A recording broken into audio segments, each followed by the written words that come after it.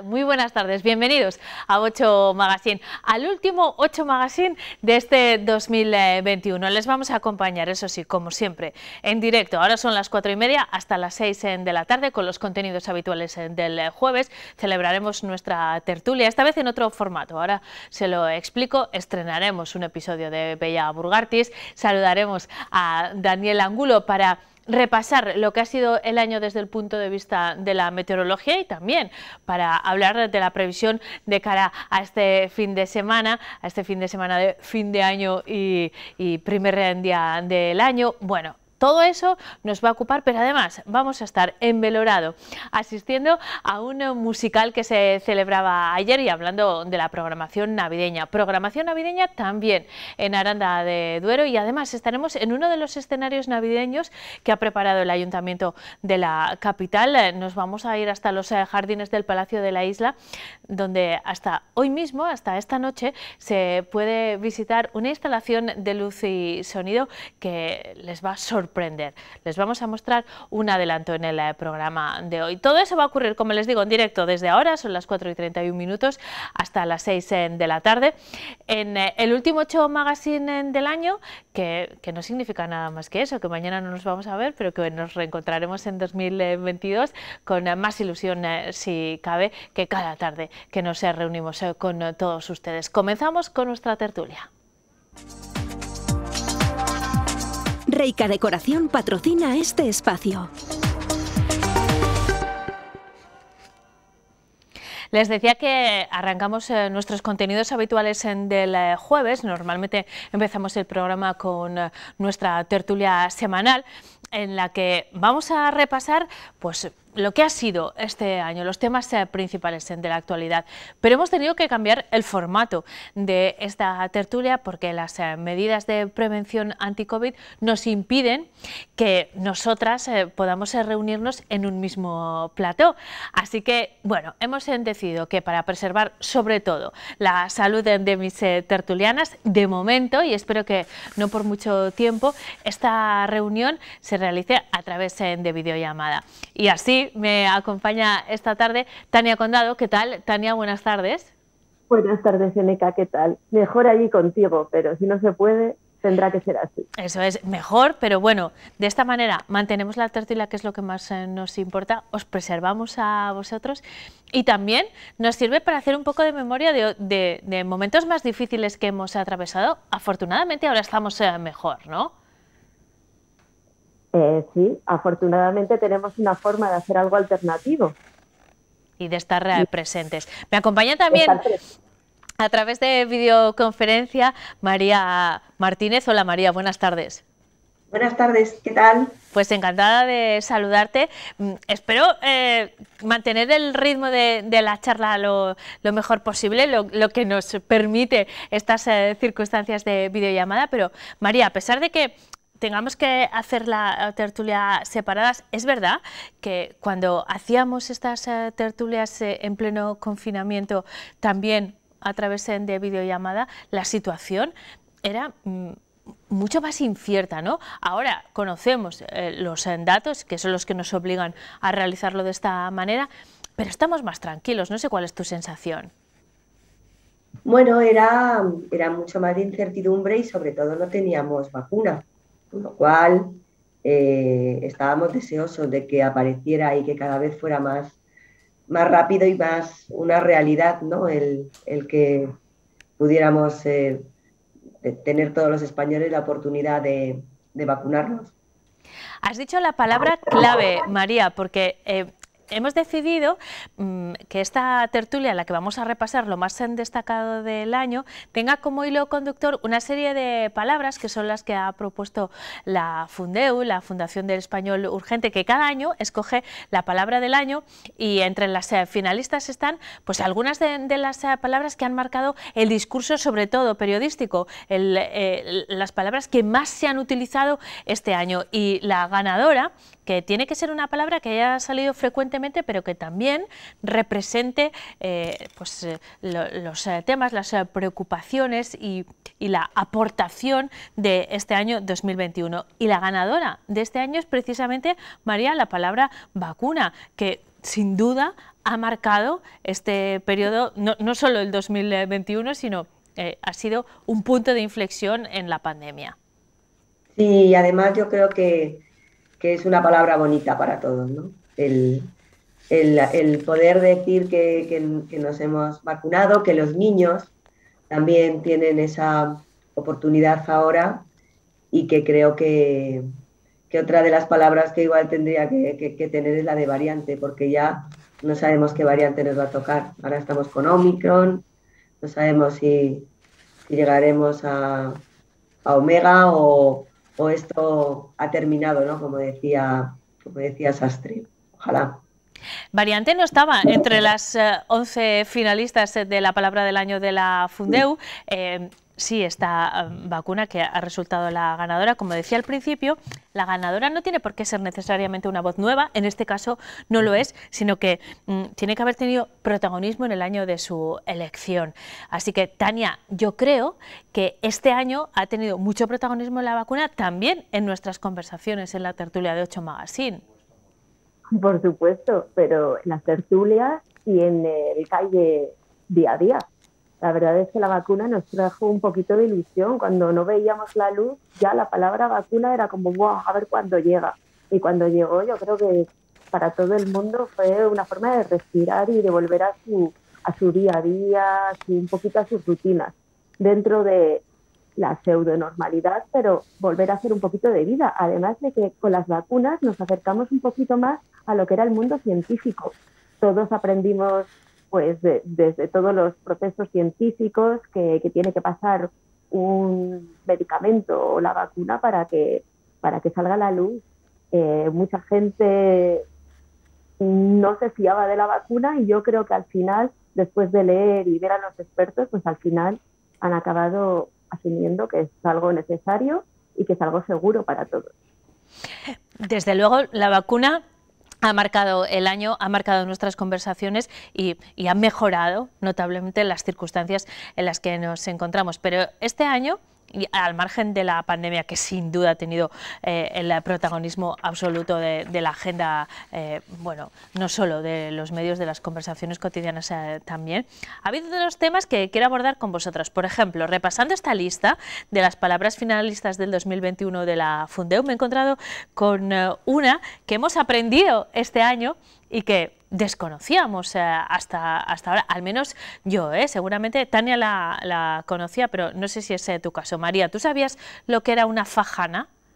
No, pero tampoco sabía que había tantos vulcanólogos en España. O sea, ha sido una cosa impresionante el mundo de los volcanes y sobre todo cómo hemos vivido todos los españoles como si realmente fuéramos canarios, ¿no? El día a día de un volcán, que pensábamos que la erupción era algo que iba a terminar en unos días y se convirtieron en unos meses y en una pesadilla para muchas familias. Es en el lado más negativo que afecta, como no, a los habitantes de La Palma, pero desde el punto de vista, por ejemplo, de la imagen, la verdad es que a mí me ha parecido fascinante, ¿verdad? Totalmente. Tania, tú sí sabías lo que era una fajana, que lo voy a decir, lo voy a decir correctamente, ha adquirido un nuevo uso este año y se ha utilizado para definir el terreno ganado al mar creado por materiales desprendidos del volcán. No recuerdo ahora mismo cuánto ha crecido la isla, pero ha crecido gracias a esta fajana de forma notable. Tania, ¿tú lo conocías? Yo lo conocía, pero sí que es verdad que lo tenía un poquito olvidado. Y a raíz de volver a sacar a la luz los términos geológicos de todos los volcanes, pues ya recordé. Además de que yo soy una apasionada de los volcanes. No he podido ir a verlo, pero a mí me hubiera encantado. Hemos pasado de los términos de epidemiología a los de geología. Hemos aprendido muchos términos estos 2 últimos años.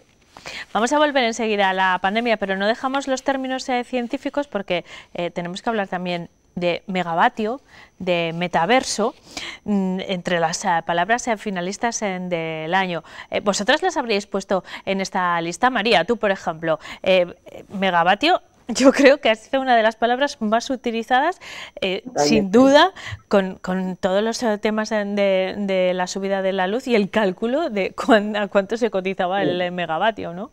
Megavatio y plancha. Y lavadora. Y lavadora. Es verdad, sí, yo creo que no nos había pasado nunca lo de estar tan pendientes de una noticia diaria de a cuánto estaba el megavatio al día, ¿no? Hoy es el día que está más alto, las horas, que también lo hemos hablado en las tertulias, ¿no? Al ser actualidad, de cuándo era el momento más oportuno para poder ahorrar, y al final todo giraba en torno a un mismo eje, que era la economía familiar de cada uno de nosotros. Por cierto, y en ese sentido, yo recuerdo aquella tertulia y hablábamos de si íbamos a modificar nuestros hábitos, nuestro estilo de vida en función de cómo se cotizaba el megavatio. Al final, que ha seguido siendo un tema importantísimo del que hemos estado muy pendientes, pero yo no sé si nos ha condicionado tanto la vida a nivel doméstico, a nivel industrial o en otros ámbitos, probablemente sí. Tania, ¿qué te parece? Que sí, que todos, yo creo que a nivel de lo posible hemos intentado ajustar nuestros horarios a las zonas de valle de gasto de luz, que yo creo que es un tema que a todos nos ha indignado y que sí, que se ha ido de las manos. Así que yo creo que toda la familia ha intentado por lo menos gastar un poquito menos.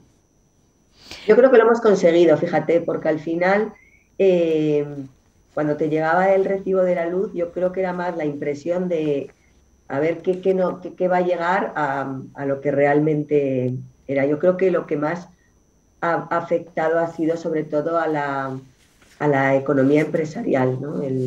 Tantos y tantos negocios de tantas personas también autónomas, que la luz la tienen para su trabajo diario pues constantemente, ¿no? El megavatio suma y suma y suma constantemente. Yo creo que ahí es donde más se ha notado. Estamos siguiendo la lista de las palabras finalistas de la Fundeu para el año 2021. Y hemos hablado de vacuna, hemos hablado de megavatio, pero para que se hagan una idea de lo relevantes que son las palabras, vamos a echar la vista atrás a las de los últimos años. Por ejemplo, escrache fue la palabra de 2013, le siguieron selfie, refugiado, populismo, aporofobia, microplástico, los emojis y confinamiento. La mayoría se han incorporado a nuestro vocabulario normal. No utilizábamos antes la palabra confinamiento o emoji o selfie, y ahora me parecería muy complicado tener una conversación sin que apareciese alguna de estas. Y creo que eso va a ocurrir con algunas de las de este año. Por ejemplo, probablemente este año metaverso es una palabra novedosa, pero va a dejar de serlo en el futuro, igual que negacionista, que yo es una palabra que he empezado a utilizar hace poco también, pero me temo que ha llegado para quedarse, de nuevo relacionada con la pandemia. No es el caso de metaverso. Yo creo que en el futuro y en más de una tertulia vamos a hablar de metaverso. ¿Qué opináis, María? Hombre, estas redes de entornos virtuales, ¿no? de los metaversos que están activos en tantas personas, pues al final no deja de ser palabras que vamos a tener que estar habituados a ello, ¿no? ¿Quién nos iba a decir a nosotras que vamos a estar con Zoom todo el día para arriba y para abajo para poder hacer una tertulia, ¿no? Cada uno desde su casa y tú, Eneca, desde plató? Bueno, pues yo creo que al final pues el metaverso se utilizará en el lenguaje cotidiano como cuando hablabas ahora de Scratch, ¿no? Por ejemplo. Tania, ¿tú qué opinas? ¿Será el metaverso uno de los temas, no solo de la tertulia, de las conversaciones normales? Pues yo creo que el metaverso da para mucho. Yo creo que da para una tertulia completa. La verdad es que es un tema, yo creo que es muy apasionante, aunque da un poco de miedito, ¿no? Sí, De pensar que puedes mandar un avatar a hacer tus cosas diarias, a una fiesta, mientras tú estás en casa y relacionarte con la gente de una manera virtual. Es apasionante y lo que he dicho, por otro lado, he dado como un poco de cosas. Pero sí son palabras pues que poco a poco nos iremos acostumbrando a utilizarlas. Ya nos hemos acostumbrado a utilizar muchas palabras, por ejemplo, de biología molecular, como PCR, test de antígenos, y ahora forma parte de nuestro vocabulario.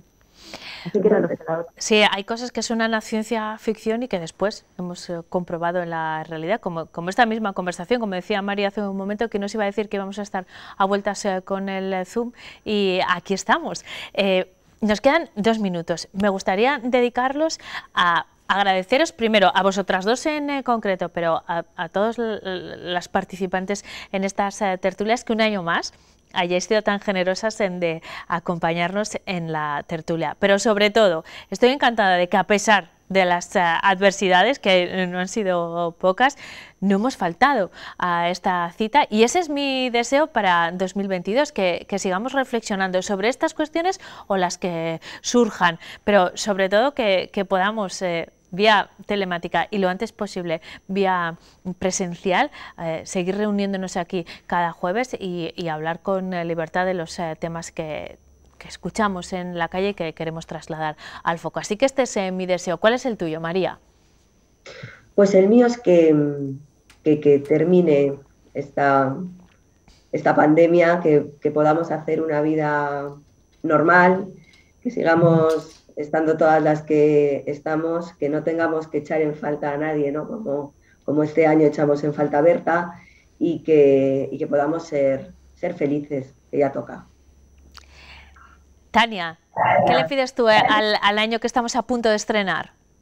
Yo la verdad tengo muchas ganas de dar un puntapié a este año que hemos pasado lleno de catástrofe y volver a empezar el próximo año con muchísimas ganas, o volver a retomar los planes que hemos dejado atrás, los viajes, la alegría, las reuniones con amigos, con familia, y que, no sé, que volvamos a estar todos un poco más contentos, ¿no? Que yo creo que hemos acabado el año con pocas ganas de hacer cosas, por lo menos yo. Pues me sumo también a vuestros deseos. De nuevo, os doy las gracias a vosotras y a todas las integrantes de esta tertulia. Espero que despidáis el año muy bien, algo que estoy segura de que vais a hacer, y sobre todo que el próximo año sea mejor que este, que todos esos deseos se cumplan. Gracias a las dos. Un beso grande, María, Tania. Un beso grande. Gracias.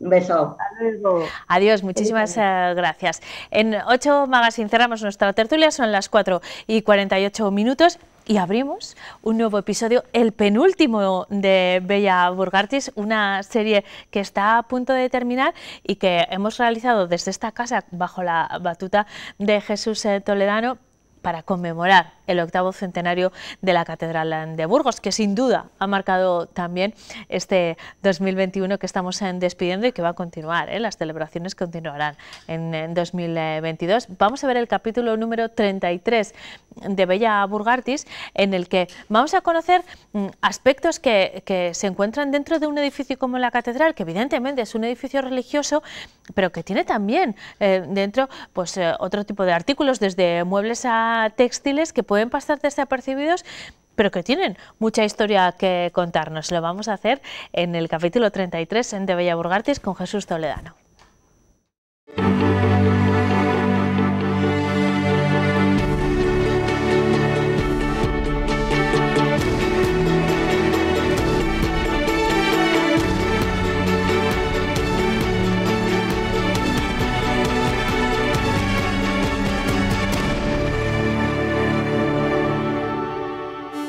Estamos en una catedral cristiana, repleta por tanto de arte sacro, destinado al mundo cristiano, pero en ella podemos tocar mueble, podemos ver vestido, escuchar, como no, música.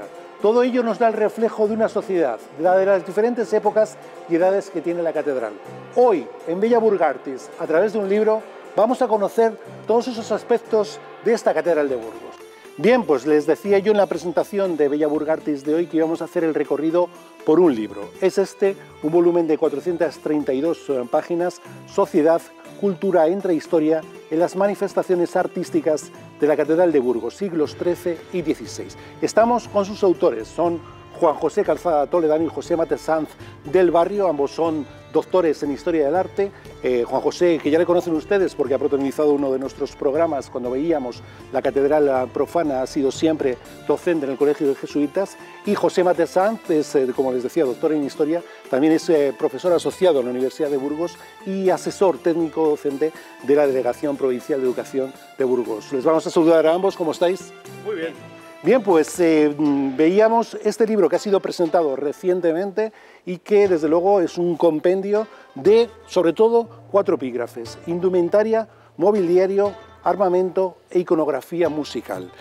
Vamos a ir paso a paso por todos ellos, se lo vamos a contar en la propia SEO, pero Juan José, sobre todo, por tu parte empiezas con una imagen absolutamente maravillosa que los espectadores están viendo ahora, que es una nave surcada junto a nuestra catedral, casi como si nuestra catedral surcase un mar. Muy bien, pues la catedral se concibe como una nave, donde la capilla del condestable es la proa, el puesto de mando es el cimborrio donde está Cristo dirigiendo, acompañado por toda una serie de santos, y la popa son las agujas de la catedral, los mástiles con sus balconcillos o cofas. Esta nave mira hacia el este, por donde viene la luz, en la idea de el objetivo llegar, lógicamente, alcanzar la auténtica luz, la auténtica gracia, vamos a decirlo así. Los ángeles son la tripulación y las gárgolas, el demonio, el pecado que no tiene lugar en la nave de la iglesia. Esta catedral se concibe como una nave anclada en la calle Fernán González, de suerte que estaríamos en el puerto, de manera que la plaza de San Fernando y la plaza de Santa María sería el puerto del agua.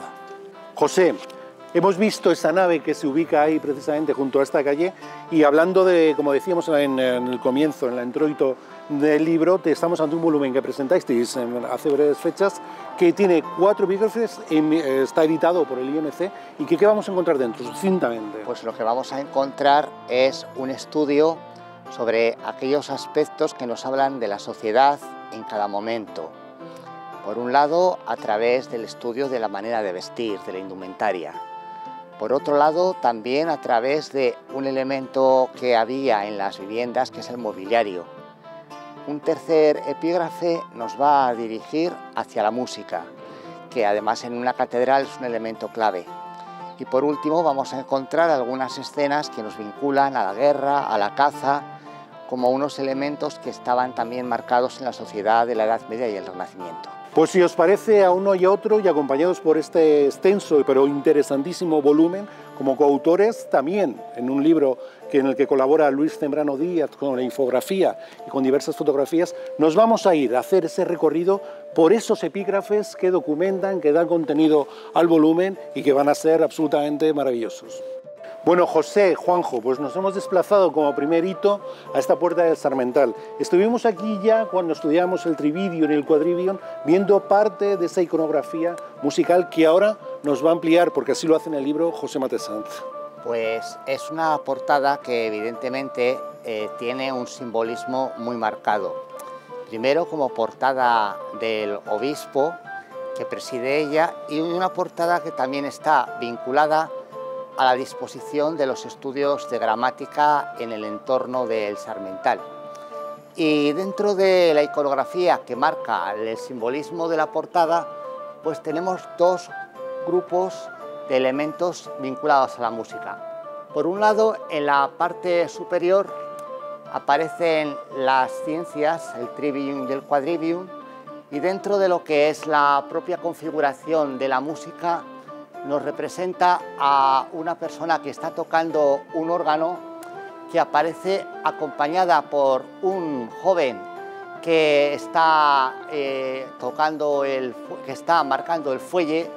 De alguna manera esta imagen nos puede llevar a los estudios que hacían los niños de coro y en la propia Catedral de Burgos. Y por otro lado hay otra imagen en otra de las arquivoltas en las que aparece también un elemento muy claro, que es también un maestro con el niño tocando la campana. Pero el segundo bloque más relevante musicalmente hablando son los ancianos del Apocalipsis que aparecen en las arquivoltas. En ellos se ven una multitud de instrumentos musicales que en algún caso nos llevan a saber cómo era este tipo de música en la propia Edad Media.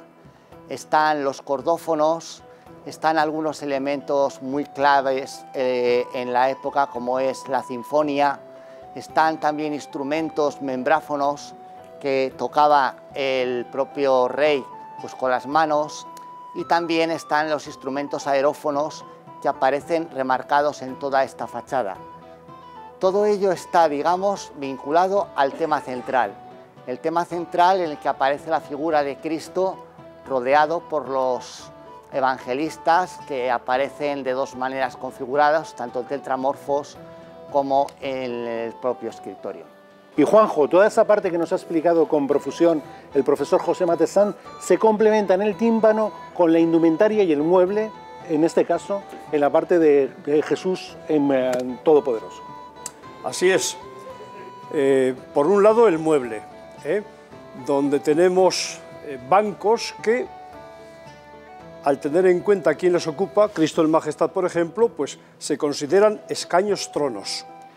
Y dos evangelistas, en concreto San Marcos y San Lucas, pues están sobre muebles de tradición románica, que es lo que se llama la silla cátedra, bajo formas cúbicas con elementos torneados. Digamos que estamos un poquito en una portada del siglo XIII, pero que con respecto a las artes menores hay mucha tradición románica. La propia vestimenta, el Cristo juez, pues en realidad tiene una indumentaria románica compuesta por la saya obrial, el pellizón y el manto. Sin embargo, si nos vamos al claustro, que seguimos en el siglo XIII, pues ya no hablamos de indumentaria de tradición románica, sino gótica. Caso, por ejemplo, de Fernando III el Santo, de doña Beatriz de Suabia, o el grupo de los príncipes. Ahí hablamos ya de saya obrial, de pellote, no de pellizón, y de manto, pero el manto de cuerdas. Eso ya es típica indumentaria gótica. Pues en esta capilla de San Gregorio, ante el imponente sepulcro de Gonzalo de Hinojosa, el que fuera monje benedictino del siglo XIV, probablemente en el monasterio de San Pedro de Arlanza, nos encontramos con elementos de la indumentaria civil y de la indumentaria religiosa que tenemos que desarrollar, Juanjo. Muy bien, estamos ya en el siglo XIV, el siglo del dolor, la peste negra, las guerras como la de los 100 años, el hambre, y entonces eso se nota en los sepulcros en el tema de los llorones, en el caso de personas masculinas, personas femeninas plañideras. Entonces la indumentaria es típica de estas personas que están de luto. Aparte de la saya, esta otra vestimenta que va por encima, que tiene esas aberturas para sacar los brazos, es la loba, que es muy propia de los momentos de luto. Por otro lado, frente al siglo XIII, en las esculturas del claustro, que las prendas están encordadas, aquí ya estamos advirtiendo los botones como forma de ajustar las mangas y demás. Y ya en indumentaria religiosa, pues en realidad la indumentaria del obispo Gonzalo de Hinojosa se repite en todos los obispos, desde el siglo XIII, don Mauricio, hasta el siglo XVI, don Luis de Acuña y Osorio, de tal manera que tenemos el alba, la estola, este vestido con aberturas es la dalmática y la casulla. Como insignias, el báculo y la mitra. Y esta especie de rectángulo que es el racional. Y José Matessán, en el caso de Gonzalo Hinojosa, encontramos además otra característica. Él es quien trae aquí a la catedral las reliquias de las santas Centola y Elena. Muchos de nuestros espectadores conocerán esa ermita visigótica que hay en el Cañón del Ebro e incluso esta capilla que ya hemos visto aquí de Santa Centola, repleta de unos capiteles tremendamente curiosos y bellísimos que nos tienes que explicar. Bueno, la capilla de Santa Catalina, que él comienza a construir en 1316, es una de las quizás piezas más relevantes del gótico del siglo XIV en la catedral. No solamente por el aspecto de la arquitectura, que tiene esa bóveda estrellada de gran valor, sino también por una serie de ménsulas que están pintadas, policromadas, y que nos narran una historia, la historia de Flores y Blancaflor. Es una historia que tuvo mucha fortuna en Europa en el siglo XIV y que nos narra pues, la historia de una condesa que fue cristiana, enamorada de un príncipe musulmán y todas aquellas peripecias que ocurren hasta que ellos consiguen ser reyes en Hispania. Tras estar en la capilla de San Gregorio y ver la contundencia del sepulcro de Gonzalo Hinojosa, nos presentamos en la capilla de Santa Ana, donde Gil de Siloé dejó este dedicado retablo en el que encontramos algunos de los componentes que nos ilustran en el libro. Juanjo, José. Pues por un lado, los muebles. Ahora ya del siglo XV no se puede hablar de un simple carpintero, ahora hay que hablar del ebanista, donde ya el mueble pues, tiene una mayor riqueza decorativa, una mayor talla, tal y como podríamos ver, por ejemplo, en los sillones Arcón, donde están los evangelistas y San Pedro y San Pablo, o en el nacimiento de María, ahí hay un precioso arquibanco, aparte de la cama pabellón. Esa cama pabellón, cuyo pabellón, valga la redundancia, consta de cielo, goteral, cortinas, esas camas que ahora mismo, pues, en realidad no eran más que tablas sobre caballetes, pero después ya en el Renacimiento, en el siglo XVI, van a ser estructuras encajadas perfectamente. Pero lo más importante es, repito, hablar ya no de la labor de un simple carpintero, sino de un ebanista. Por otro lado está la indumentaria religiosa, donde tenemos ahí al donante, al obispo don Luis de Acuña y Osorio, con una capa pluvial y una mitra y un báculo, que todo es auténtica filigrana, es decir, es la descripción minuciosa al detalle, el realismo al 100%. Y finalmente, pues otro aspecto que quiero destacar es la indumentaria civil. Así como en el siglo XIII hombres y mujeres vestían en realidad los mismos vestidos, a partir del último tercio del XIV empieza lo que se llama la moda. Y eso hace ya que se empiece a distinguir el vestido masculino del femenino, por ejemplo. Y esto lo podemos ver muy bien en este retablo ya del último tercio del siglo XV. Por ejemplo, en el abrazo, ya no hablamos en ambos casos de saya, no. En el hombre sayo, en la mujer saya. Y San Joaquín tiene ahí una ropa, un manto. Santa Ana, sin embargo, pues ya se la distingue, aparte de la saya obrial, el monjil, el manto por encima, por supuesto la toca. Es decir, que estamos en una época en la cual ya hay diferenciación de sexos, que empieza en el último tercio del siglo XIV. Junto a la indumentaria, el mobiliario, también este retablo es un muestrario de instrumentos musicales. En algunos casos, la iconografía musical viene derivada de la geografía de la persona representada. Tal es el caso del rey David, al que se le representa siempre con un arpa. Un instrumento en este caso todavía no tiene el gran tamaño que adquirirá en épocas posteriores y de alguna manera donde representa pues este elemento de las cuerdas que están tañidas por el propio rey, en este caso, que utilizaba el arpa, según dice la Biblia, cuando él se encontraba apacentando pues, el ganado que él llevaba. Aparte del arpa hay otra serie de instrumentos que en la época que estamos viendo, es la época de los reyes católicos, tienen también una importancia en las, digamos, capillas musicales de la época. Y que aquí en este caso están representados por dos ángeles que acompañan a la imagen de la Virgen con el niño.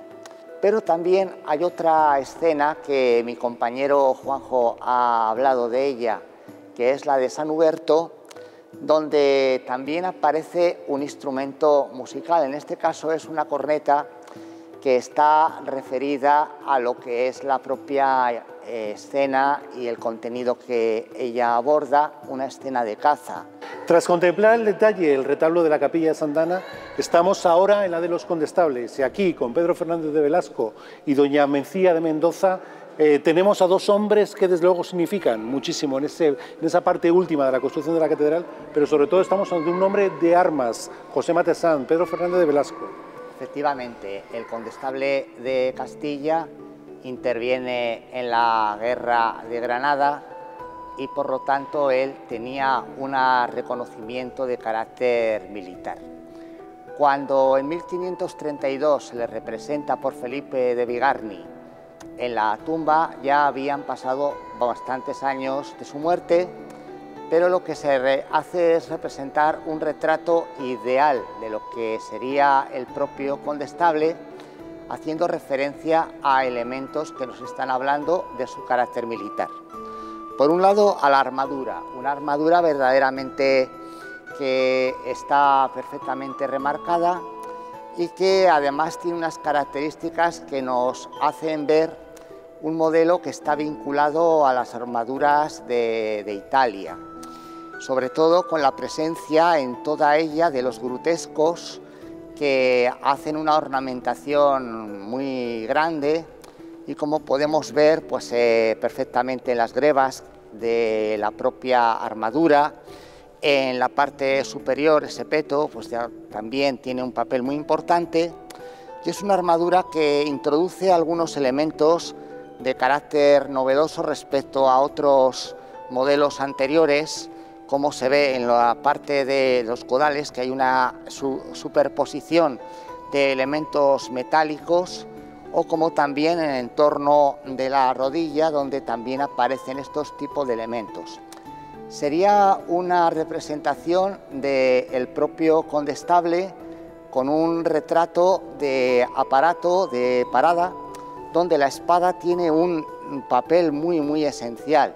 Y por otro lado, su esposa, doña Mencía de Mendoza y Figueroa, con una típica indumentaria del siglo XVI, la toca de papos, la gorguera para esconder el escote, que se remata arriba con el gorguerino gorjal, la saya, un ceñidor, los bullones de la camisa, las polainas y sobre la saya el manto.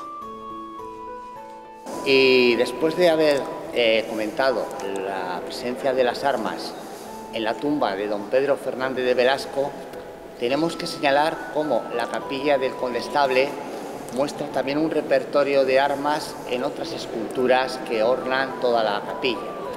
En primer lugar, algunos de los apóstoles que aparecen dentro de los santoral que hay en ella portan lo que se denominaría armas inastadas, entre ellas el hacha que porta San Matías. Un segundo nivel que también tiene armas son en los personajes que sostienen los emblemas heráldicos de las familias, y en uno de ellos observamos la presencia de una espada de origen musulmán que es el alfanje. Un tercer nivel también, donde se demuestra que esta capilla nos recuerda que don Pedro Fernández de Velasco fue un gran militar, es en los heraldos de la parte superior, donde aparece uno de los, digamos, armas que se denomina maza, con una bola superior que estaba totalmente recubierta por pinchos, y es una de las, digamos, también armamentos que se utilizaron en la época del siglo XV, cuando se construye esta capilla. Ya para terminar, aquí en la capilla del condestable, pues tenemos ahí enfrente el retrato de don Pedro Fernández de Velasco y Tobar, que nos interesa por su indumentaria, en el sentido de que es la indumentaria que se va a imponer con Felipe II, el negro, austeridad, sobriedad. José Matesán, en este contenedor de bellezas que es la Catedral de Burgos, casi nada. Pasamos de una, como es la Capilla de los Condestables, a los relieves tan realistas del trasaltar de Felipe Bigarny. Y aquí, como no, elementos que tienen que ver con lo musical, con las armas, con el vestido. Bueno, es una pieza verdaderamente valiosa. Es el primero de los relieves que hace Felipe Bigarny cuando interviene en la Catedral de Burgos en 1498. Y es una obra que además todos los que la han estudiado consideran con su carácter novedoso. Novedad tanto en la configuración de una escena de gran tamaño como novedad en la introducción de elementos de lo que es el Renacimiento italiano que aparece en ello. Pero también es una obra verdaderamente interesante por lo que respecta a la configuración de los elementos que hay en ella, de indumentaria, de música y también de armas. De alguna manera esta obra representa lo que era la manera de vestir de la sociedad de Europa, fundamentalmente Italia y Borgoña, en el siglo XV, ámbitos que conocía bien Felipe Bigarny. Bueno, pues ya cerrando las páginas de este formidable libro, nos encontramos con sus autores en el coro de la Catedral de Burgos, donde encontramos otros de los elementos que le dan contenido, precisamente. Muy bien, en el libro hay muchísimos ejemplos sobre indumentaria civil, religiosa, armaduras, música, muebles, a través de obras pictóricas y escultóricas.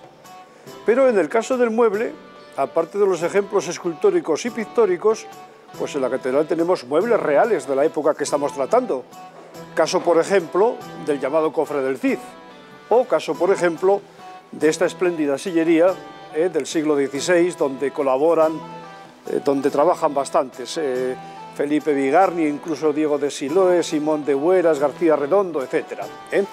Entonces, ahí tenemos las distintas partes en el sentido de los respaldos, el asiento, si les levantamos, la misericordia, las penitencias, los respaldos, distintos elementos propios de una sillería. Esta sillería de la catedral, que ha contado Juanjo en su descripción de la estructura, tiene una decoración verdaderamente maravillosa. Por un lado, los relieves escultóricos que nos narran escenas en la parte superior del Antiguo y del Nuevo Testamento, escenas de santos, pero lo que más llama la atención en su parte inferior son esas taraceas de boj, que además contienen una serie de motivos de carácter profano. Nuestro trabajo ha intentado ahondar en los elementos que hacen referencia a la música y a la guerra. En este caso, el relieve que está en el respaldo contiene a dos jóvenes infantes que aparecen con la espada y también tocando una flauta de largo tamaño, que es flauta traversa, que es un elemento musical, un instrumento musical que tiene un valor muy relevante en el siglo XVI.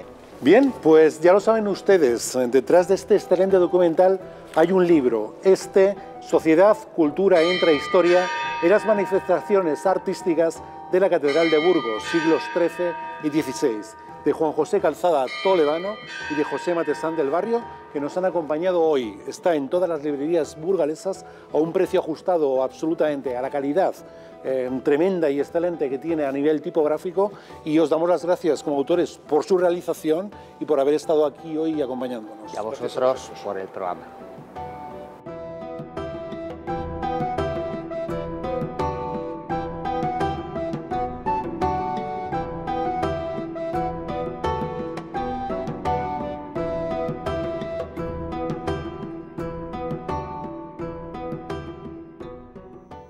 Este ha sido nuestro episodio 33 de Bella Burgartis, en el que seguimos aprendiendo muchísimas cosas sobre la catedral. Ahora vamos a hacer un alto en el camino. Tras la publicidad vamos a estar en Belorado, en Aranda hablaremos del tiempo, todo eso tras la pausa.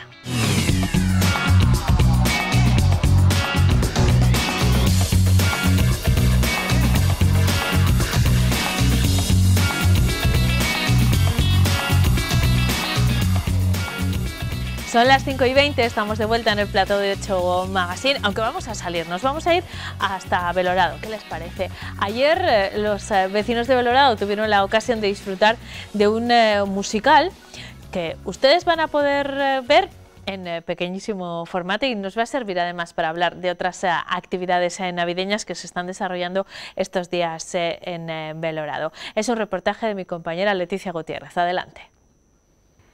Nos encontramos en Belorado, en el Teatro Reina Sofía. Vamos a disfrutar de un número, una función para todos los públicos que nos ofrece una compañía madrileña que se ha acercado a tierras beliforanas para hacer sonreír a todo el mundo y también soñar. La ilusión es algo muy importante, algo destacado, el hilo conductor de Supercalifragilístico. Es lo que nos va a ofrecer OnBeat desde Madrid. Antonio Martín, ¿lo he dicho todo bien? Todo perfecto, todo maravilloso. ¿Qué tal, Antonio? ¿Cómo estás? Pues muy bien, ya con ganas de subir al escenario y representar esta obra que, bueno, que ha estado 2 años en la Gran Vía de Madrid, que ha recorrido toda España y que, como tú bien has presentado, pues lleva la ilusión y sobre todo 2 mensajes muy claros, familiares y que son, bueno, ideales para esta época. La primera es que, bueno, que los niños utilicen más la imaginación, que estén más con las personas y no tanto con las máquinas. Y por otro lado, pues que los adultos, pues a veces con el trabajo nos olvidamos que el mayor tesoro que tenemos en casa, pues lo tenemos en casa y son los niños, ¿no? Y a veces pues nos olvidamos de ellos y en estas épocas que estamos más tiempo con ellos y demás, nos damos cuenta de lo importante que son y que crecen muy rápido además.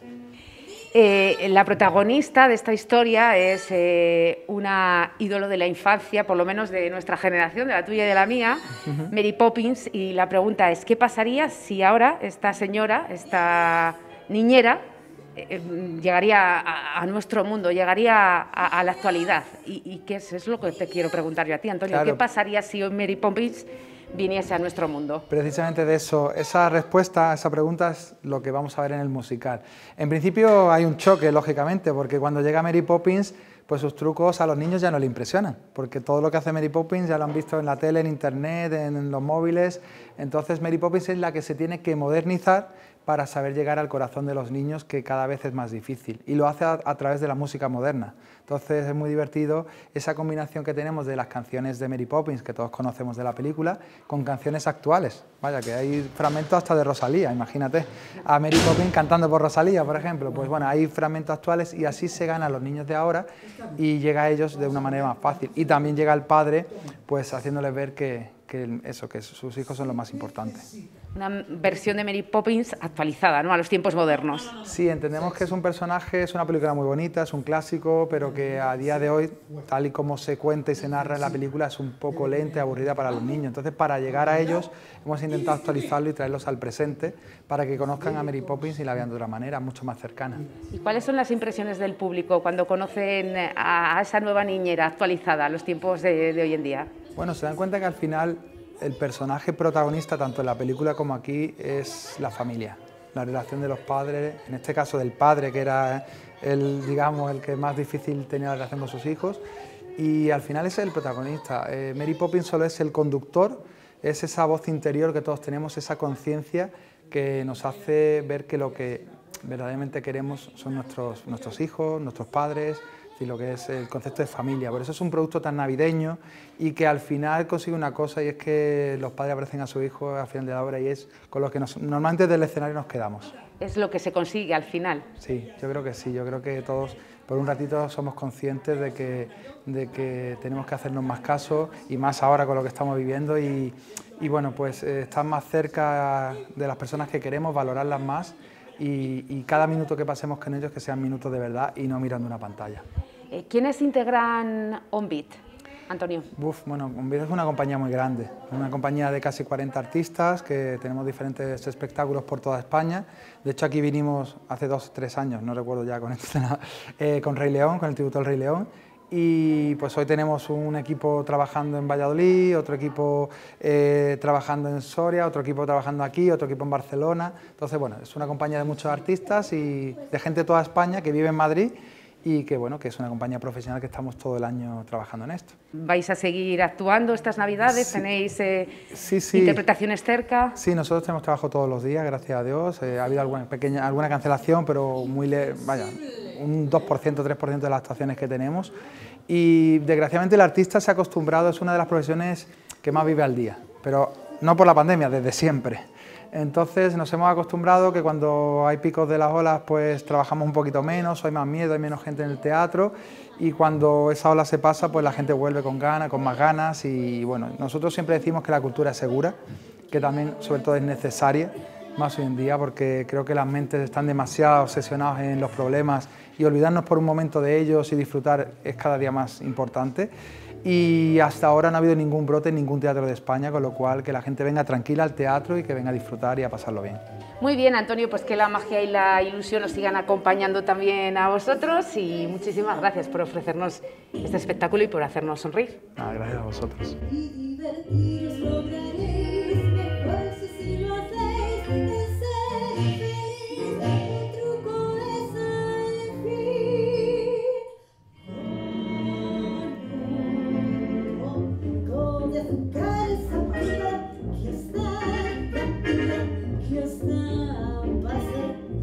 Ya hemos conocido a la compañía OnBeat, hemos podido disfrutar de parte de ese espectáculo, pero van a suceder muchas más cosas estas Navidades en Belorado, gracias al esfuerzo que hace su ayuntamiento y que nos va a detallar ahora mismo la concejala de Juventud, Aida Presa. ¿Qué tal, Aida? Hola, buenas tardes, Leticia. Días ahora muy intensos, ¿no? Porque hay actividades para todo el público de Beliforano, y empezamos hablando de un clásico, de la decoración de balcones, una actividad que llega de nuevo por Navidad. ¿En qué consiste, Aida? Bueno, pues este es el tercer año que se lleva a cabo ya, y bueno, simplemente para darle un poco de ambiente navideño al pueblo, pues se anima a todos los vecinos y vecinas a que decoren sus balcones y también a los comercios. Entonces tenemos dos concursos diferentes. Y luego el día 4, recuerdo a todos los beliforanos y beliforanas que tenemos que acudir al Salón de Plenos del Ayuntamiento para votar el que más nos guste. Entonces, bueno, simplemente el objetivo es pues, que estén un poco decoradas las calles y que volvamos a tener ese ánimo por la Navidad, ¿no? ¿Ha habido alguna condición para decorar esos balcones o la temática es libre, dentro de lo que cabe estando en Navidad? Eso es, no, la temática es libre, los materiales igualmente, entonces simplemente, pues eso, temática navideña y listo. ¿Se anima a la gente a participar en este tipo de eventos, Aida? La verdad que sí, Oye, que yo creo que todos tenemos ya ganas de celebrar dentro de, ¿no?, de las medidas y de todo este ambiente de coronavirus que tenemos, pero tenemos ganas de celebrar un poquito. Entonces, pues siempre las ambientaciones navideñas pues nos traen esas emociones tan bonitas, así que sí, la gente se anima. También hay que destacar que las amas de casa tienen un papel fundamental, las amas de casa y los amos de casa, es decir, que pueden participar tanto hombres como mujeres. Sí. En este caso, en la gastronomía navideña, ¿no? Efectivamente. Bueno, las amas de casa cambiaron su nombre a la Asociación de Mujeres La Bretonera, por todo esto que tú estás hablando, pero bueno, la verdad es que en el pueblo siguen siendo, ¿no?, la Asociación de Amas de Casa. Entonces ellas, bueno, sacaron hace poco un libro con recetas tradicionales. Hace poquito tuvimos al chef de un restaurante de aquí de Belorado explicándonos recetas navideñas, y lo que se han hecho ha sido pues un concurso también de platos navideños. Entonces nada, simplemente todo aquel que quisiera participar tenía que mandar una foto de ese plato navideño. Más que concurso era simplemente pues participar, porque no es que haya premios, sino que se les da un detallín a las personas que participan y listo. Pero la verdad es que todos los años lo hacen y siempre tiene mucha afición la gente a mandar las fotos, así que genial. Y si todo va bien y la situación sanitaria lo permite, que de nuevo volvemos a estar ahí un poco entre las cuerdas, este año habrá cabalgata el 5 de enero, Aida, en Belorado. Eso es, como bien decías, Leticia, pues cruzamos los dedos para que pueda realizarse, ya que es un evento al aire libre. Entonces, pues bueno, sí que es cierto que las medidas más fáciles y de tomar así. Y sí, el día 5 esperamos todos los niños y niñas de Belorado, y yo también, que soy muy fan a los Reyes Magos. Entonces, pues bueno, la idea es recibirles aquí en la Plaza Mayor. Tendremos el portal de Belén también, como todos los años, y al finalizar otros años los Reyes iban a las casas de los niños y las niñas.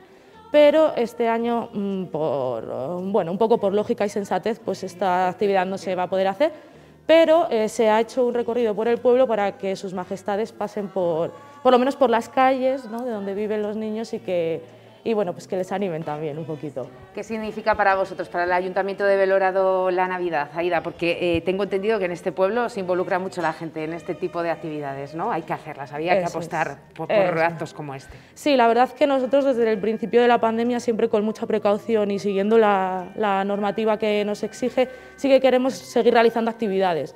Entonces, bueno, pues la Navidad siempre es un motivo de muchas de las personas vienen a Belorado pues a estar con sus familias, etcétera. Entonces sí que el pueblo se llena más de gente, se ve más vivo y luego pues lo que hablamos, la emoción de la Navidad, ¿no? De la familia, del hogar y sobre todo pues eso, que se puedan seguir haciendo actividades dentro de lo posible y que sobre todo los pequeños, que yo creo que son para ellos estas fiestas pues muy emocionantes, que disfruten lo máximo posible. Muy bien, Aida, pues ya saben, Belorado es una recomendación muy buena para pasar alguna tarde estas Navidades y sobre todo la gente que está aquí a diario no tiene excusa para poder participar en cualquiera de estas actividades que realiza con mucho esfuerzo y cariño el Ayuntamiento de Belorado. Gracias, Aida, feliz 2022 y que salga todo bien y ojalá que se pueda celebrar esa cabalgata. Igualmente, muchas gracias por estar aquí. Como han visto, este teatro, el Reina Sofía de Belorado, ha acogido este maravilloso espectáculo, pero hay mucha más oferta navideña en esta localidad. Gracias, Leticia. Sin duda, Belorado está en nuestra agenda de 2022. Igual que lo está Aranda, y especialmente en 2022, que va a ser un año muy importante en el que va a poder desarrollar las actividades de Aranda, Ciudad Europea del Vino. De momento vamos a centrarnos en la Navidad. Hasta la capital de la Ribera se ha ido mi compañera Verónica González para repasar algunas de las actividades más destacadas de esta Navidad en Aranda. Adelante.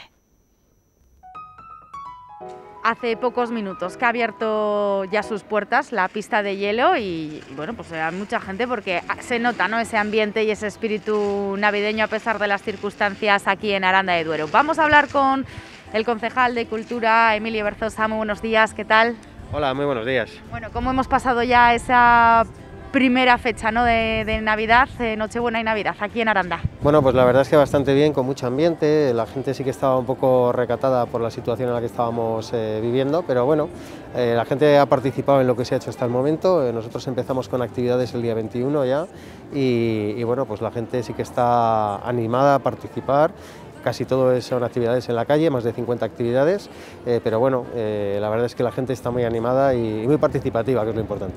Más de 50 actividades, ¿no? Comentas, Emilio, el pasado año, bueno, pues fueron unas Navidades muy atípicas, no se pudo hacer absolutamente nada, este año, bueno, pues siguen siéndolo, pero de otra manera, sabiendo no mucho más de esta pandemia y, cómo no, hacer actividades al aire libre con esa responsabilidad de la mascarilla y la distancia, bueno, pues no tiene ni puede pasar nada. Efectivamente, yo creo que además hay un elemento clave en relación al año pasado y es la vacunación, ¿no? Tener una pauta de más del 86% de vacunación en España y en Castilla y León, pues es muy importante y ayuda muchísimo, ¿no?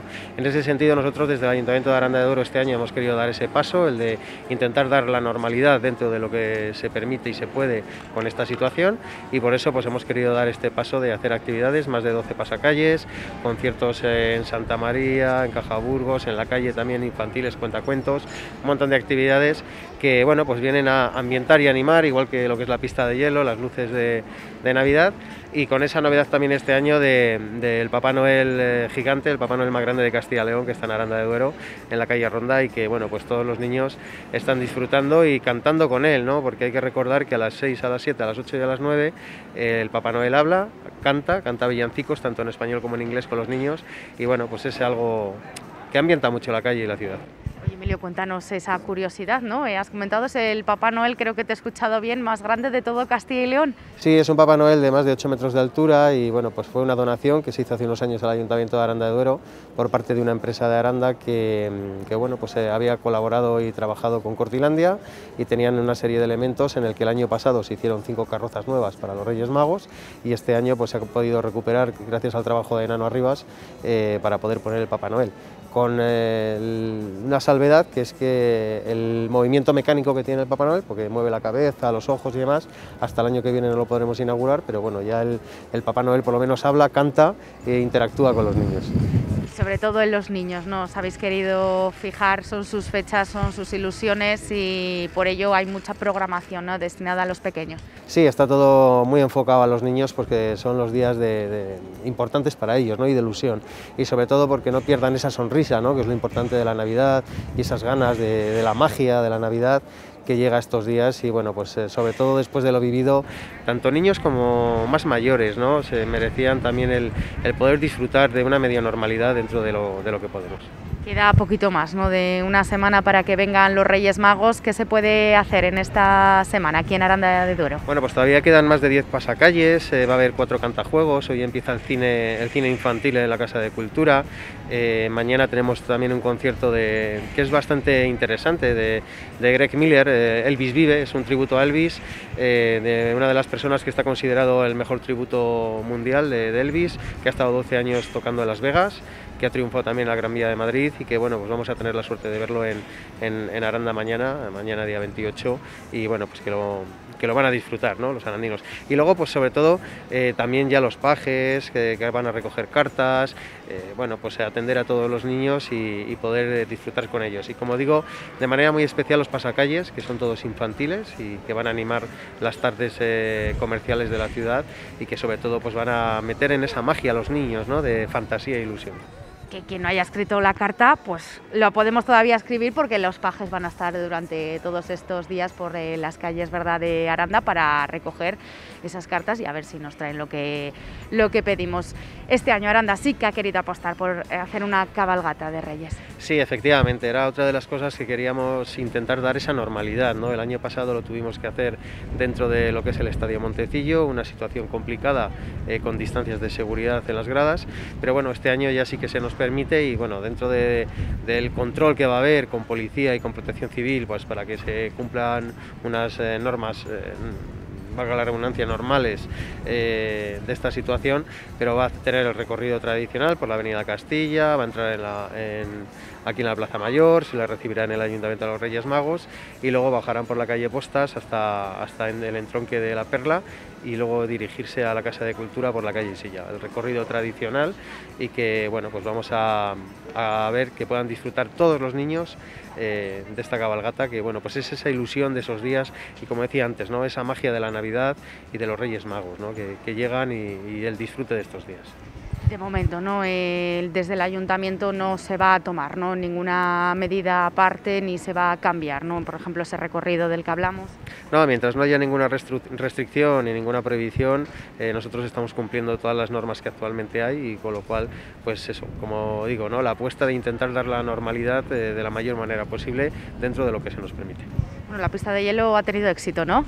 Sí, la pista de hielo lleva ya una semana todo funcionamiento, y bueno, pues aparte de que muchos colegios han pasado antes de las vacaciones de Navidad para hacer prácticas de patinaje, pues bueno, los niños les gusta mucho, es una actividad que tiene mucho tirón, y además este año, como la hemos hecho cubierta, pues llueva o nieve, se puede usar todos los días. Ya que hace un poco fresquito, creo que vienen unos días, parece ser de calor, o eso por lo menos dicen, calor, ¿no?, dentro de este invierno, así que bueno, pues a disfrutar, ¿no?, los arandinos de estas fechas navideñas, que vaya todo muy bien y que entremos el año de la mejor manera posible. Emilio. Pues eso, igualmente, yo sobre todo felicitar la Navidad y el año a todos los televidentes de la 8 y de Canal Castilla León, y desearos una feliz Navidad y que los Reyes traigan muchas cosas.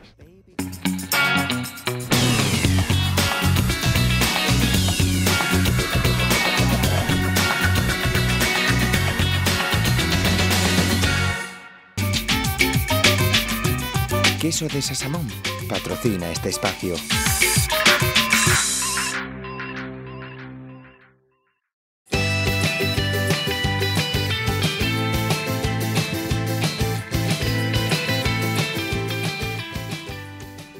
En nuestro último programa del año nos falta Daniel Ángulo, y además precisamente con ese motivo, porque es el último programa del año, con la intención de repasar cómo ha sido desde el punto de vista meteorológico este 2021. Daniel Ángulo, buenas tardes. Hola, buenas tardes, Eneca, y buenas tardes, amigos telespectadores de la 8 Burgos en este momento. Como me decías esta mañana preparando este espacio, Daniel, cada mes de este año que estamos despidiendo ha sido muy intenso. Ahora no recordamos con detalle todo lo que ha ocurrido, pero han ocurrido muchas cosas muy interesantes meteorológicamente hablando, así que hemos decidido dividir el año y hoy vamos a repasar los 6 primeros meses y la próxima vez que nos encontremos los 6 restantes. Vamos a empezar por el mes de enero, que me decías fue muy interesante, en este caso de forma extraordinaria. Pues sí, la verdad es que 2021 ha dado mucho juego desde el punto de vista meteorológico y yo creo que va a haber algunos episodios, por ejemplo la tormenta que hubo a finales de mayo, la borrasca Filomena que afectó sobre todo al centro de España pero que también dejó aquí nevadas, otras tormentas, el mes de junio que fue de los más tormentosos que no se veían desde hace mucho tiempo y la ola de calor que tuvimos en agosto, a mediados de agosto.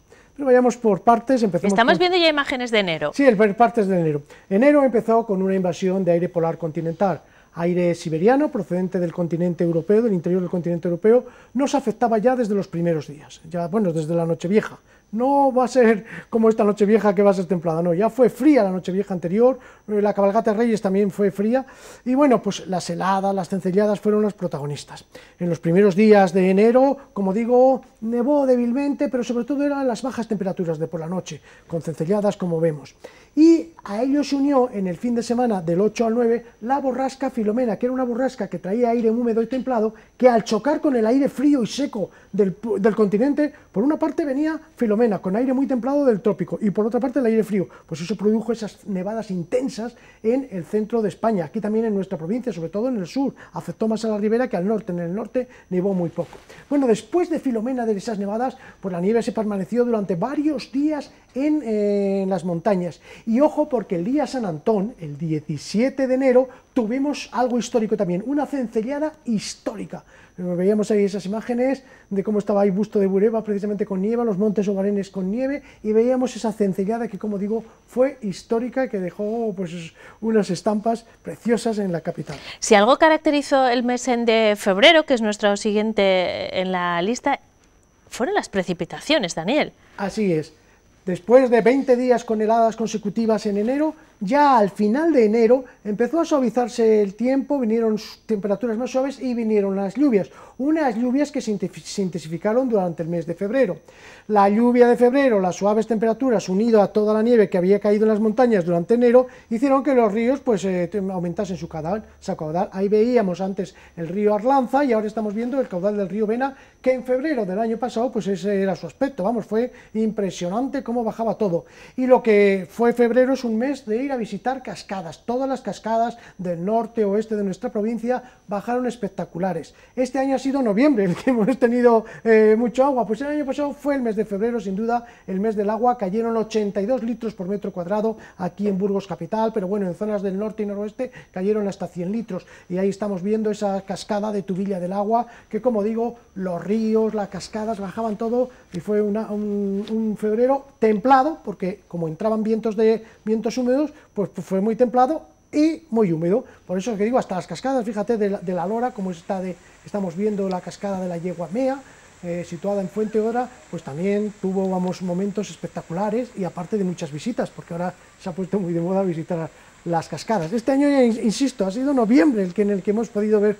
las cascadas llenas de agua, pero el año pasado, sin duda, fue febrero. Así que marzo llegó florido, ¿no? Normalmente se compensa, fíjate, enero fue frío, pues normalmente en meteorología se compensa, es decir, a un mes frío le suele suceder algo cálido, así siempre estamos, porque ahora estas temperaturas suaves que tenemos, templadas, se tendrá su compensación luego, ya lo iremos viendo. Pero marzo, la verdad es que tuvo de todo, hubo días muy fríos y nos despertamos el día 8 de marzo, veíamos ahí una imagen, el día 8 de marzo, el Día de la Mujer, nos despertamos con una nevada, 10 centímetros en Burgos, las calles impracticables a primera hora de la mañana, y fue la nevada mayor del invierno, esos 10 centímetros.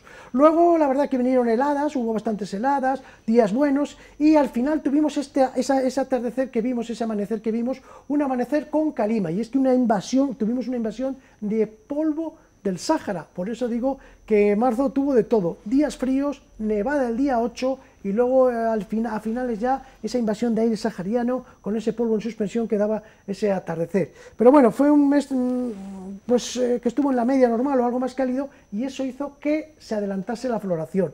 pero una floración que se vio truncada por el mes de abril, porque el mes de abril resultó muy desapacible. Empezó bien, la verdad es que ahí estamos viendo cómo los cerezos, bueno, pues empezaron a salir los dientes de león, como estamos viendo en abril, como es habitual, pero luego empezó a soplar viento del norte, que trajo días fríos, granizadas, hubo muchos días de granizo, heladas, hasta 4 bajo 0 hubo días en abril, y fue tremendo el frío que pasamos en este mes de abril de 2021. Y mayo, pues también tuvimos varios días de viento del norte, tuvimos varios días desapacible, pero bueno, la floración siguió adelante y aquí vemos ya como las ailagas, la retama, pues consiguieron salir adelante. Y también florecieron en mayo, con las lluvias que habían caído en abril, pues fue un mes muy interesante en floración porque salieron muchas orquídeas, tuvimos orquídeas. Y mira, este era el aspecto que presentaba mayo. Mayo empezó la colza florida y ojo a esta foto que estamos viendo, porque fue la fuerte tormenta que cayó justo el 28 de mayo, sobre todo con la tromba de agua que cayó en el sur de la capital. Ya recordamos la calle Madrid, este es el barrio de San Pedro y San Felices, la zona... Fue una tormenta histórica. Sí, fue una tormenta histórica, sobre todo en esta zona, nunca había llovido tanto. Yo no me encontraba aquí en Burgos Capital, me lo perdí el episodio porque estaba lejos, pero ahí estamos viendo esta foto de Carmen Ortiz, que, como digo, calles, garajes inundados, justo el 28 de mayo, una tromba de agua. Pero bueno, luego ya a finales de mayo sí que consiguió, por ejemplo, ahí vemos que se cumpliese más o menos el calendario de floración y ahí estamos viendo al majuelo o el espino albar, que se llama espino albar porque tiene las flores blancas, que es el majuelo, que floreció pues a finales de mayo, como es normal. ¿Y cómo fue el mes de junio, Daniel? Bueno, pues junio fue también de mucho calvar porque fue uno de los meses de junio más tormentosos de hace ya 30 años. Tuvimos 10 días de tormentas que normalmente son 4 días de tormenta, pero esta vez fíjate que casi lo dobló y más. Pues bueno, eso, en junio lo que vimos fue esto, muchas nubes de desarrollo vertical, muchos cumulonimbos, como salías todos los días y dices, ¿pero qué es esto? Nubes de tormenta. Y tuvimos muchas tormentas fuertes, que descargaban, por ejemplo, el día 14, descargaban una fuerte granizada en Mecerreyes, ¿te acuerdas la que me decía Mecerreyes? La de Madrigalejo del Monte, unos granizos que bueno, ya hablaremos de junio. Con importantes destrozos, es que fue, ahora que lo cuentas, mira, no, tienes razón, Daniel, que tenemos una memoria muy corta en cuanto a la meteorología, enseguida olvidamos lo que ha ocurrido y de esto solo hace unos meses. Además, yo tampoco recordaba el eclipse que se produjo en el mes de junio. Un eclipse, que fue un eclipse muy parcial, que aquí se pudo ver muy poco, y luego, pues bueno, ya hemos visto y veíamos en las cigüeñas que a finales de junio, pues como dice el refrán, por San Juan, cigüeñinos a volar, los cigüeños sí que salieron esta vez a volar, y así empezó el verano, con ambiente más bien fresco, porque el verano se hizo esperar. Eso lo contamos dentro de 2 jueves, en el próximo encuentro, pero así ha sido los 6 primeros meses del año. Vamos ahora con la previsión. Daniel, ¿cómo se plantea este fin de año y el arranque del 2022 desde el punto de vista meteorológico? Bueno, pues hoy, como estaba previsto, han conseguido levantar las nieblas. ¿Por qué? Porque ayer entraba aire húmedo desde el Atlántico, viento del suroeste, y hoy el viento es del sur. Es un viento más seco, sí que se han formado nieblas, pero estas se han conseguido levantar. Cuando entra viento del suroeste, las nieblas suelen ser persistentes. Pero hoy, al entrar viento del sur, las nieblas de esta mañana de los ríos, de los valles de los ríos, han levantado y hemos tenido un día, pues vamos, que recordaba, hace tiempo que no recordamos, cielos despejados total, máximas de 14-15 grados en la mayor parte de la provincia. Y ahora cuando venía, pues un atardecer precioso. Mañana, ya último día de este 2021, pues va a seguir el tiempo estable, seguimos con el anticiclón encima y con entrada de viento sur. Van a volver a producirse algunas nieblas por la mañana, como estamos viendo, hay en los mapas nieblas, y luego pues el día no estará de cielos tan azules como hoy, sino que mañana van a aparecer esas nubes blanquecinas que denominamos cirros, son nubes altas que indican que está entrando aire cálido en capas medias de la atmósfera, y mañana eso es lo que vamos a tener. Temperaturas como hoy, 14-15 grados de máxima, 16 en el norte, y algunas nubes, un cielo más blanquecino, con algunas nubes altas por la tarde sobre todo. La Nochevieja, porque aquello de que hay que ventilar las estancias y tal, pues no va a ser fría. Mira, a las 12 de la noche esperamos una temperatura sobre 4 o 5 grados, o sea que no frío para lo que es... Bueno, claro, estamos en el mes de diciembre. Bueno, exactamente. No es como el año pasado que estuvimos bajo cero. Esta noche, bueno, pues templada y sin viento ni nada, sin viento no hay mal tiempo, así que una noche maja. El día 1 de enero, pues ya vamos a tener también entrada de viento sur, lo que pasa es que este día las nieblas podrían persistir algo más en algunas zonas y aparte pues van a entrar algunas nubes altas más por la tarde, pero vamos, también un día agradable, para salir a disfrutar de ese primer día del año. Esto va a ser estupendo. Temperaturas altas en el norte hasta 15, 16, 17 grados.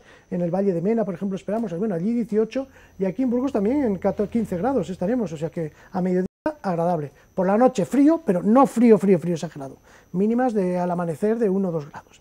Y luego ya el domingo, que estamos viendo el mapa, el domingo ya empiezan a llegar cambios. Un frente irá entrando por Galicia y aquí nos traerá nubosidad. Así que ese día ya no vamos a tener los cielos tan despejados ni vamos a ver tanto el sol, sino que irá aumentando la nubosidad y empezarán un poquito a bajar las temperaturas. Pero bueno, todavía quedándose suaves, de 13-14 grados, ya digo.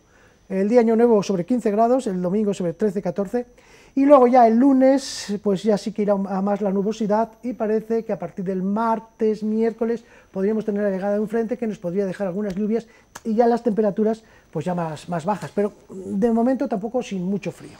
Pero bueno, parece que sí, que según avance la semana va a haber una bajada de temperaturas, pero muy progresiva, es decir, el lunes tendríamos 13 grados, ya el martes 11, y así va a ir bajando, hasta que al final de semana, en el puente ese para muchos, que coincide de los Reyes, pues ya tendremos temperaturas ya propias de enero, estoy hablando de máximas de 5 grados, podríamos tener algunos chubascos de nieve y más frío, ya tiempo más invernal. Bueno, de momento vamos a disfrutar del fin de semana soleado, fin de semana de fin de año.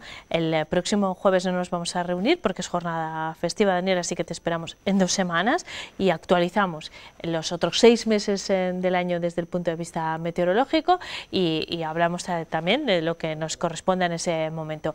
Antes de despedirnos, ¿quieres compartir con todos nuestros espectadores una felicitación? Sí, aunque bueno, ha tenido mucho éxito esa felicitación que hicimos de la 8 Burgos, de Feliz 2022. Pero si es que qué felicitación, Daniel, si no la hemos visto todavía, espérate, cuando llegue el 2022 la veremos. Esto es un anticipo, no te metas en berenjenales, adelante. ¿De quién es esta felicitación? Ah, sí, bueno, pues esta es una felicitación, sí, que nos mandaba Carmen Ortiz, con efectivamente de fondo un acebo, un precioso acebo, que es la planta de Navidad por excelencia.